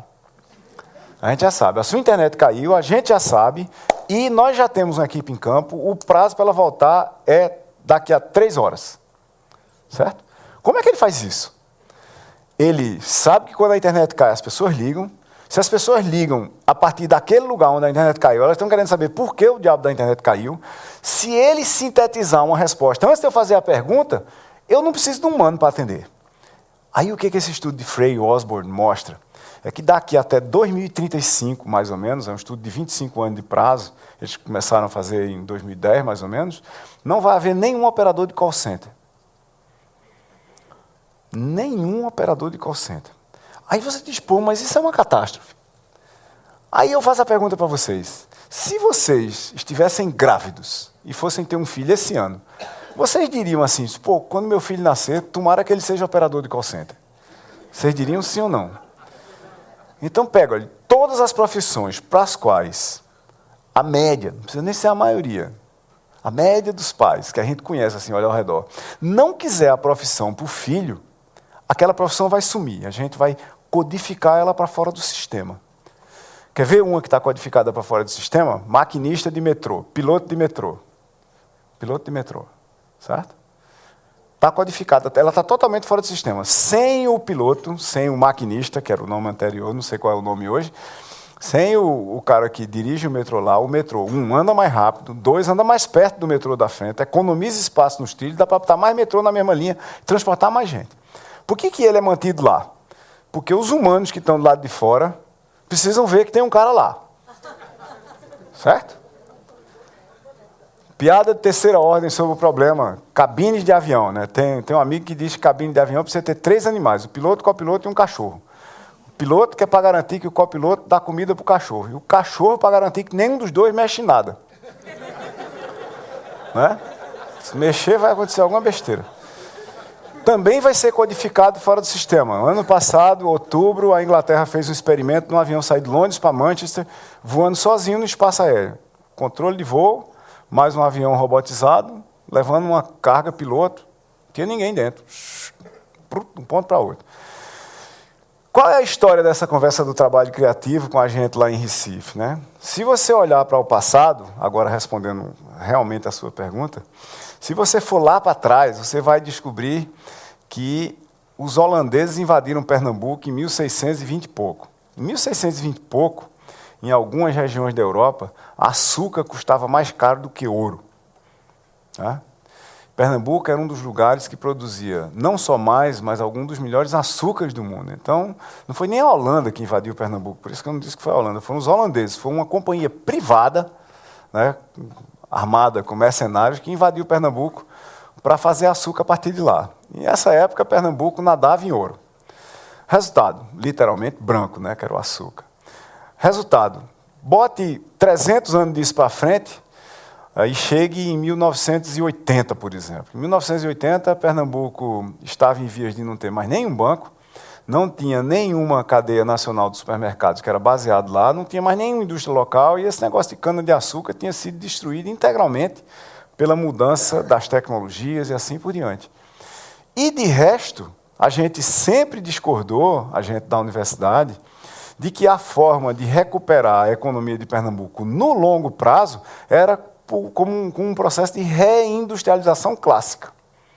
Por quê? O que a teoria econômica mostra? A teoria econômica mostra que os lugares onde você cria coisas, faz projeto, desenha roupas, pinta quadros, constrói novos sistemas que vão carregar coisas em outros lugares, mas não os fabrica, esses lugares eles têm um decaimento econômico muito mais lento nas crises e uma recuperação muito mais rápida na saída das crises. Ou seja, eles são muito mais estáveis, porque eles são baseados em inteligência. E aí o que foi que a gente fez de uma forma quase que egoísta, né? Que o budismo chamaria do bom egoísmo, né?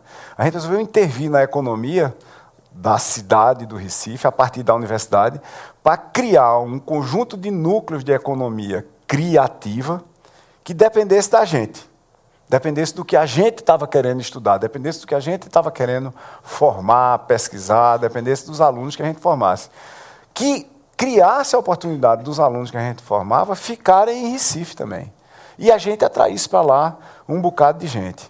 O resultado da ópera, nesses últimos 12 anos, é que a gente abriu espaço para alguma coisa como 230 empresas de tecnologia de informação, a cerca de 7.500 pessoas trabalhando, 1 bilhão e 200 milhões de reais de faturamento na antiga Cracolândia do Recife. A gente efetivamente foi lá, esse negócio não está resolvido ainda é um embate para você conseguir prédios, para você renovar as alianças com o pessoal que mora lá, você tirar a galera do tráfico de dentro do espaço, ou pelo menos eles abrirem espaço para a gente botar coisas novas lá.